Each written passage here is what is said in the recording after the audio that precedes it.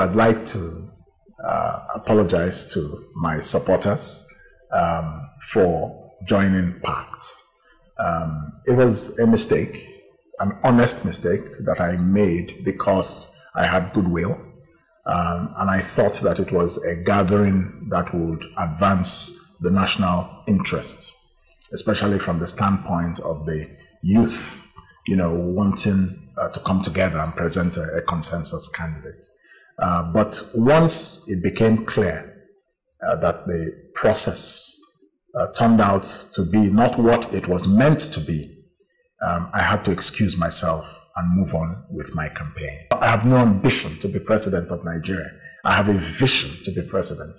And therefore, I've always said that I'm a man with a vision on a mission for our country. If you look at the country today, you will find that there is no governing worldview. Nigeria has no worldview. There's no national ambition. There's no sense of what it means to be a Nigerian.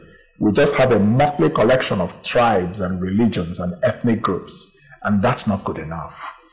Because we have leaders who don't have a worldview, our economy is sinking. Poverty and unemployment are on the rise.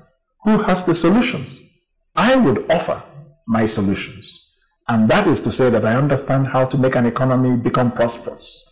And I've shown by my track record as a deputy governor of the central bank as part of a winning leadership team. You have a government that believes or does not understand that he that goes a-borrowing goes a-sorrowing. This government doesn't know that adage. They have increased the national debt by over 100% in the last 3 years.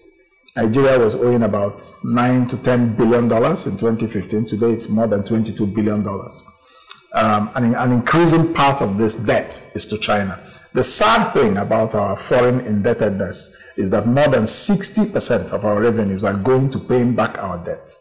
So we have very little money left for development. And that leads us back into another cycle of borrowing so that the government can claim to be doing some infrastructure projects. But who will pay these loans? These are loans that are being saddled with people like you, the future generations of leaders in this country. The youth of this country will grow into an adulthood in which they are busy. Their future has already been mortgaged. Yes, my message to Nigerians is very simple. We are saying to Nigerians, whenever I go on town halls, interacting with Nigerians in villages and cities across the country, is to say, look, your future and your destiny is worth more than 5,000 naira. Why would you sell your future for such a cheap amount? Are you that cheap? When you take 5,000 naira for your vote, you eat it in one day. 4 years later, your son still doesn't have a job. Your daughter still doesn't have a job. You still don't have a good health center near you. So we're trying to educate Nigerians politically about the dangers of vote buying, that it perpetuates a cycle of poverty. What do you call the opposition?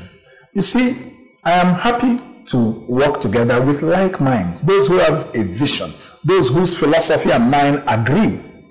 I don't believe that corrupt politicians, simply because they are opposing the current government, which is also corrupt, that I should go and align with them simply because they are opposition. No, we need to present Nigerians with a better alternative. The APC and the PDP cannot save Nigeria. Neither of those two parties can take Nigeria into the 21st century.